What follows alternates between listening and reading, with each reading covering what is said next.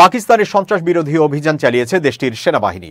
দেশটির খাইবার পাখতুনখাওয়া ও বেলুচিস্তানে পৃথক অভিযানের সময় হওয়া সংঘর্ষে কমপক্ষে 12 ভারতীয় মদতপুষ্ট সন্ত্রাসী নিহত হয়েছে। অন্যদিকে সংঘর্ষে 4 জন সেনা সদস্য নিহত হয়েছেন। শুক্রবার এক প্রতিবেদনে এই তথ্য জানিয়েছে পাকিস্তানি সংবাদ মাধ্যম জিও নিউজ। সংবাদ মাধ্যমটি বলছে, পাকিস্তানের বেলুচিস্তান ও খাইবার পাখতুনখাওয়া প্রদেশে চালানো পৃথক সন্ত্রাস বিরোধী অভিযানে অন্তত 12 জন ভারত সমর্থিত সন্ত্রাসী নিহত হয়েছে এবং এ সময়ে পাকিস্তান সেনাবাহিনীর একজন লেফটেন্যান্ট সহ 4 জন সেনা সদস্য প্রাণ হারিয়েছেন। বৃহস্পতিবার এক বিবৃতিতে এই তথ্য জানিয়েছে পাকিস্তান সেনাবাহিনীর গণমাধ্যম শাখা ISPR। গত 28 মে বেলুচিস্তানের লোরালাই জেলায় গোয়েন্দা তথ্যের ভিত্তিতে অভিযান চালানো হয়। ওই গোয়েন্দা তথ্যে দাবি করা হয় সেখানে ফিতনা আল হিন্দুস্তান নামের ভারত সমর্থিত সন্ত্রাসীদের অবস্থান ছিল। বিবৃতিতে বলা হয়, সেনাবাহিনী সন্ত্রাসীদের অবস্থানে সফলভাবে আঘাত হানে এবং তীব্র গোলাগুলির পর 4 জন সন্ত্রাসীকে হত্যা করা হয়। এই সময় সেখান থেকে অস্ত্র, গোলাবারুদ ও বিস্ফোরক উদ্ধার করা হয়েছে।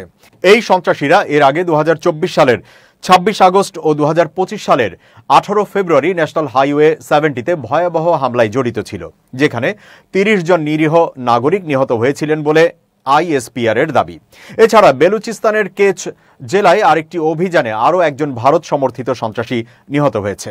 ISPR জানায়, ফিতনা আল খোয়ারিজ গোষ্ঠীর 7 জন সন্ত্রাসী নিহত হয়েছে 2টি আলাদা অভিযানে।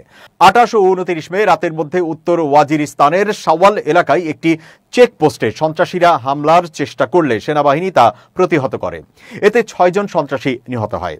তবে তীব্র সংঘর্ষে পাকিস্তান সেনাবাহিনীর লেফটেন্যান্ট দানিয়াল ইসমাইল সম্মুখভাগ থেকে নেতৃত্ব দেওয়ার সময় নিহত হন। তার সঙ্গে নিহত হন আরও 3 সেনা সদস্য। এছাড়া চিত্রাল জেলাতেও আরেক অভিযানে একজন ভারত সমর্থিত সন্ত্রাসীকে হত্যা করা হয়েছে বলে জানিয়েছে ISPR।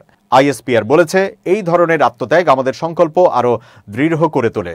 পাকিস্তান সন্ত্রাসের বিরুদ্ধে লড়াই চালিয়ে যাবে এবং এসব হামলার নেপথ্যের কারিগর ও মদতদাতাদের বিচারের মুখোমুখি করা হবে। মূলত 2021 সালে আফগানিস্তানে তালেবান ক্ষমতায় ফেরার পর পাকিস্তানে, বিশেষ করে সীমান্তবর্তী খাইবার পাখতুনখাওয়া ও বেলুচিস্তানে সন্ত্রাসী হামলার সংখ্যা বাড়তে থাকে। তবে 2025 সালের প্রথম প্রান্তিকে নিরাপত্তা পরিস্থিতিতে কিছু ইতিবাচক পরিবর্তন দেখা গেছে বলে জানানো হয়েছে।